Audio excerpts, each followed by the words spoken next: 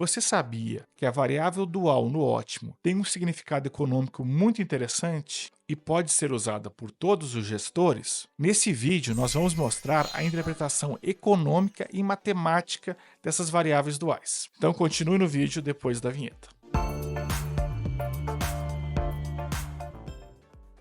Meu nome é João Sarubi e eu sou professor de pesquisa operacional.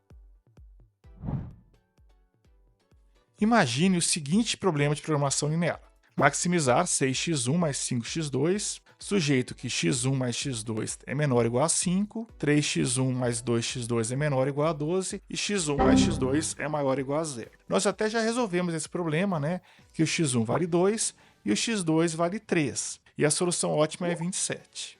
Para esse problema, nós temos um problema dual correspondente, que é minimizar 5y1 mais 12y2, sujeito que y1 mais 3y2 é maior ou igual a 6, y1 mais 2y2 é maior ou igual a 5, e tanto y1 quanto y2 são maiores ou iguais a 0. E para esse problema, também temos uma solução ótima, que é o y1 igual a 3 e o y2 igual a 1. E tanto para o primal quanto para o dual, a solução ótima, que é igual, né, vale 27. Mas observe a primeira restrição, que é x1 mais x2 é menor ou igual a 5. Essa restrição ela vai estar associada a algum recurso, por exemplo, mão de obra, matéria-prima. Imagine que esse recurso associado a essa restrição, ele aumentou uma pequena quantidade que eu vou chamar de delta. Então agora a minha restrição não vai ser mais x1 mais x2 menor que 5. Vai ser x1 mais x2 menor ou igual que 5 mais delta. E vamos assumir que esse valor de delta ele é pequeno o suficiente para que essas duas variáveis elas continuem na base. Pode ser que até que elas mudem o valor delas, mas a base ainda vai ter o x1 e o x2. Então, se o x1 e o x2 são as variáveis básicas, eu posso resolver esse sistema de equações, né, que tem duas variáveis e duas equações, e para isso eu posso multiplicar a primeira restrição por menos 2, e eu vou ter menos 2x1 menos 2x2 é igual a menos 10 menos 2 delta. E se eu somar com a segunda restrição, eu vou cortar o x2 com x2 e vai dar que x1 é igual a 2 menos 2 delta. E se eu substituir o x1 na segunda equação, eu vou conseguir o valor de x2, que vai ser igual a 3 mais 3 delta. Se o x1 vale 2 menos 2 delta e o x2 3 mais 3 delta, se eu colocar esses valores na função objetivo, eu vou ter 6 que multiplica 2 menos 2 delta mais 5 que multiplica 3 vezes 3 delta. E se eu resolver, eu vou ter 27 mais 3 delta. E o que isso significa? Significa que se eu aumentar aquele recurso que estava assim, aumentar por um valor pequeno de delta, a minha solução ótima, que era 27, vai passar a ser 27 mais 3 delta. Então, por exemplo, se eu aumentar esse valor de 5 para 6, quer dizer, eu aumentei em uma unidade, então o delta é 1. Então, a minha solução ótima, ao invés de 27, vai ser 27 mais 3 vezes 1, que vai ser igual a 27 mais 3, que vai ser igual a 30.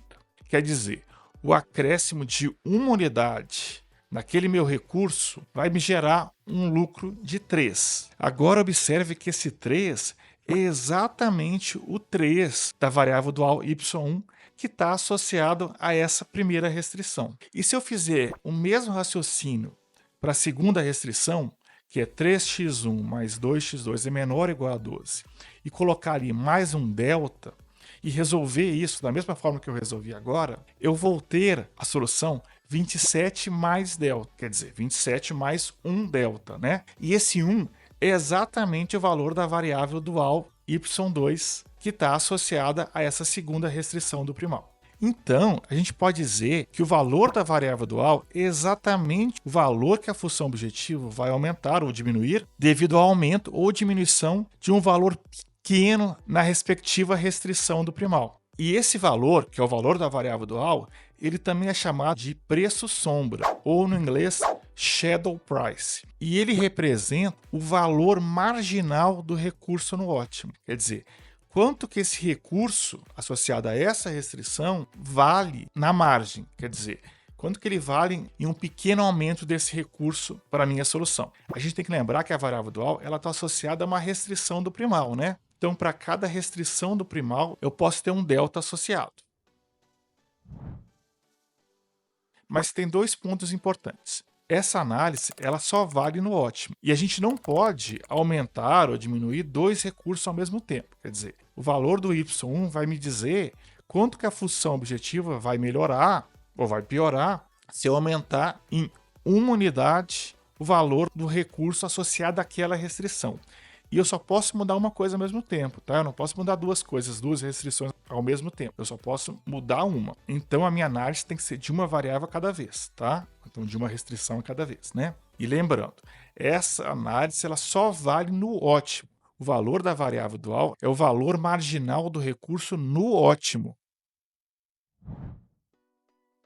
E será que isso é verdade mesmo? A gente já calculou que se na primeira restrição a gente aumentar de 5 para 5 mais um delta pequeno, o x1 vai ser igual a 2 menos 2 delta, o x2 vai ser 3 mais 3 delta e o z vai ser igual a 27 mais 3 delta. Então vamos supor que o valor de delta é igual a 1. E a gente sabe que a solução ótima do problema original, o x1 é 2 e o x2 é 3 e o meu z é igual a 27. Então, se eu aumentar o primeiro recurso de 5 para 6, quer dizer, eu tenho 5 funcionários, eu contrato mais um funcionário, ou eu tenho 5 máquinas e compro mais uma máquina, ficando com 6 máquinas. Então, o meu x1, que ele valia 2, que eu ia produzir 2 unidades dele, agora vai ser 2 menos 2, que vai ser 0. Quer dizer, o x1 vai ser 0, eu não vou produzir nenhuma unidade do x1. Em compensação, o x2, que era 3, virou 3 mais 3 delta. Como o delta é 1, o x2 vai ser igual a 3 mais 3, que é igual a 6. E se eu substituir na função objetivo, eu quero maximizar 6x1 mais 5x2.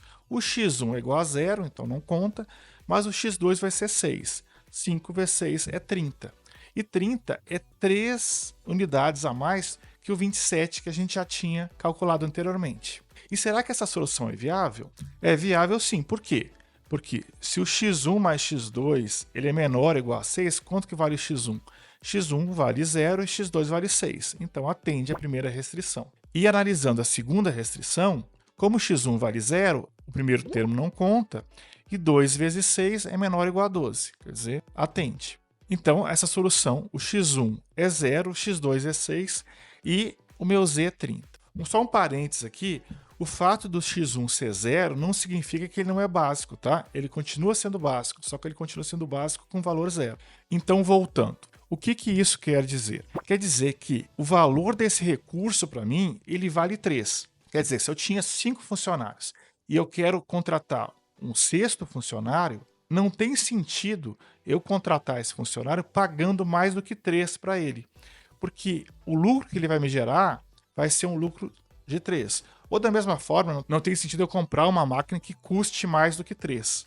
Porque o lucro que ela vai me gerar vai ser um lucro de 3. E por outro lado, se o funcionário custar menos do que 3 para mim, então vale a pena contratá-lo que eu vou ter um lucro. E da mesma forma, se a máquina custar menos do que 3, vale comprá-la porque eu vou ter um lucro. Se você está gostando desse vídeo, se está achando esse vídeo interessante, não se esqueça de curtir o vídeo, se inscrever no canal e ativar o sininho para não perder nenhum vídeo. Vamos assumir agora que uma pessoa, uma empresa, ela quer produzir os produtos X1 e X2.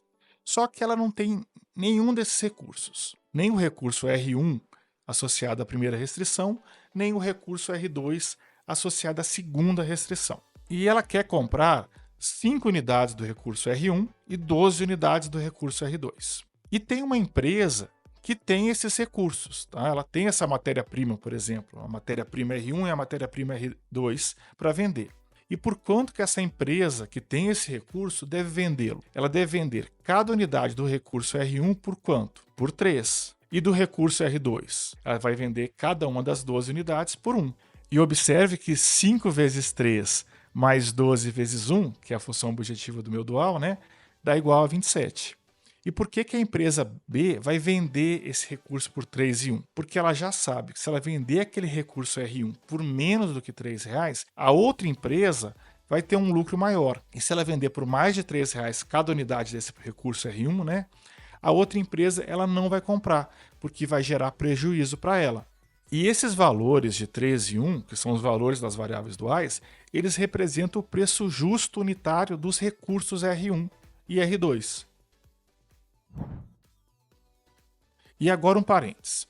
A gente sabe que os recursos, o R1 e R2, eles valem respectivamente 3 e 1, e a função objetiva do dual vai valer 27. O que isso significa na prática, né? Quer dizer que o lucro de vender 2 unidades do produto X1 e 3 unidades do produto X2 é equivalente ao lucro de vender os recursos que eu preciso para produzir esses produtos X1 e X2. Mas aí você pode perguntar, mas qual que é o lucro que a empresa vai ter de produzir o produto X1 e X2 se ela teve que pagar os mesmos 27 para comprar a matéria-prima, né, os recursos para produzir esses produtos?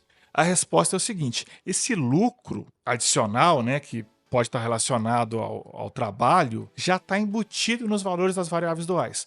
Isso por quê? Porque na programação linear, a gente assume que a gente tem mercados perfeitamente competitivos. E quais são as características desses mercados perfeitamente competitivos? Eu vou ter múltiplos vendedores e compradores, quer dizer, tem muitas pessoas comprando e vendendo o mesmo produto. Os produtos são homogêneos, quer dizer, são idênticos, sem diferenciação. A gente usa muito como exemplo commodities, né? Trigo, arroz, porque quando a pessoa vai comprar uma saca de arroz, ela não olha um arroz ser diferente do outro, né? É a mesma saca. Então não importa se é de um produtor ou de outro, o valor é o mesmo. A gente tem também o que a gente chama de informação perfeita, que todos os comerciantes, todo mundo que produz, todo mundo que compra, todo mundo que vende, ele conhece os preços, os custos, a qualidade dos produtos. Tem uma livre entrada e livre saída de empresas, quer dizer, é fácil entrar nesse mercado e muitas empresas entram e muitas empresas podem sair, e cada empresa tenta maximizar os seus lucros dentro desse mercado. E por que a dualidade está muito relacionada a mercados perfeitamente competitivos?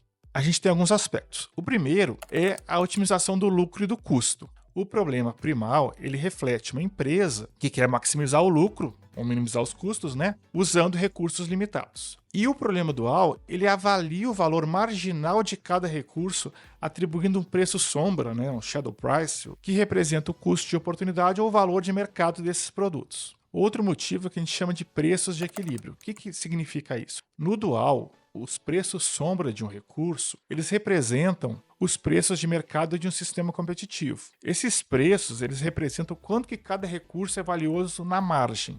Esse conceito na margem é um conceito relacionado à economia que diz quanto que isso é importante para um acréscimo de uma coisinha pequena, de produzir um pouquinho a mais de um determinado produto.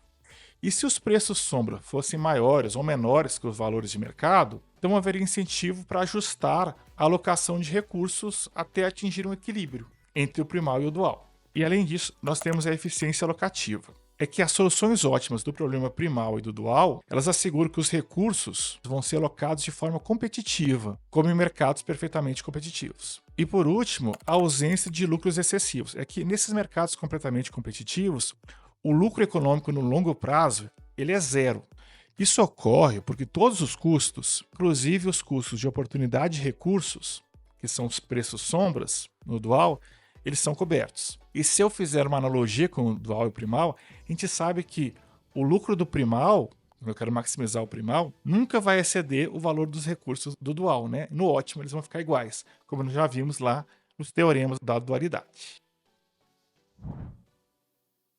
E esse foi o nosso primeiro vídeo sobre a interpretação econômica do dual. No próximo vídeo, nós vamos fazer 2 exemplos para fixar melhor os conhecimentos. Até o próximo vídeo.